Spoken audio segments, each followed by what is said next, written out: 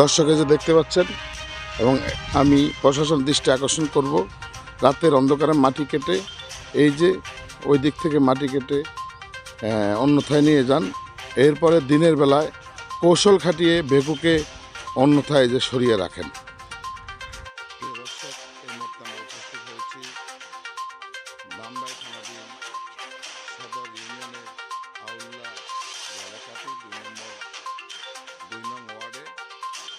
সেখানে আজহারুল নামে এক ব্যক্তি রাতের অন্ধকারে প্রতিনিয়ত মাটি কেটে যাচ্ছে।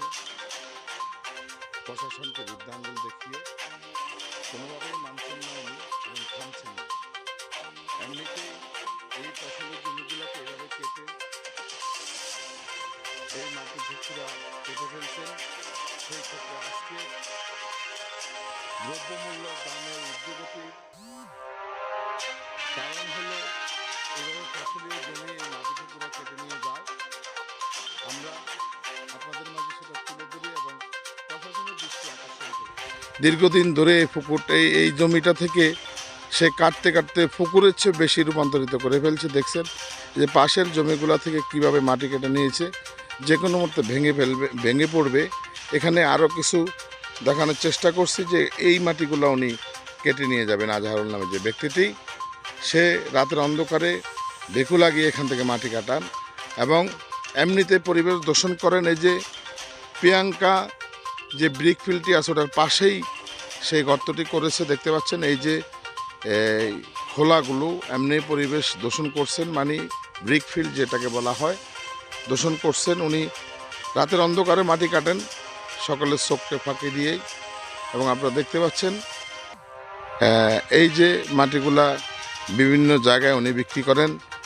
দিনের বেলায় উনি বেকুকে অন্য জায়গায় সরিয়ে রাখেন, রাতের বেলায় কাটা শুরু করেন এবং দেখতে পাচ্ছেন ওই যে পানি দিচ্ছেন এই পাশে, ওই পাশের জমিনটা সে কাটবে। যেদিকে তাকাবেন ফসল আর ফসল।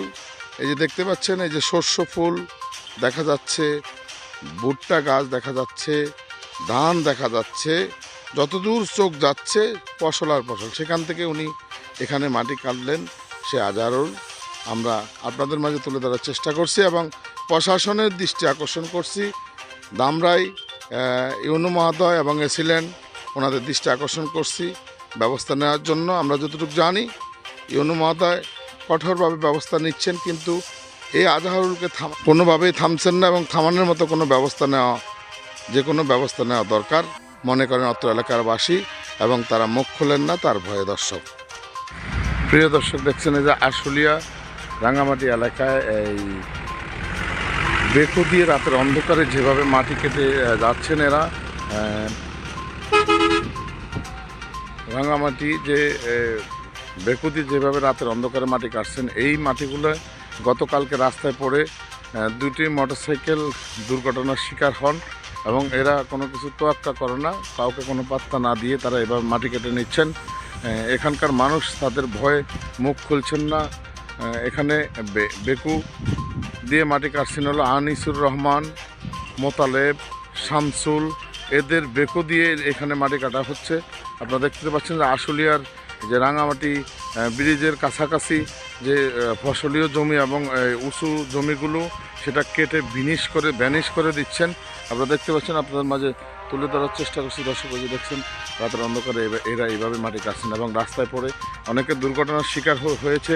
আমরা গতকালকে দেখেছি দুটি মোটরসাইকেল এই মাটি রাস্তায় পড়ার কারণে দুর্ঘটনার শিকার হয়েছে।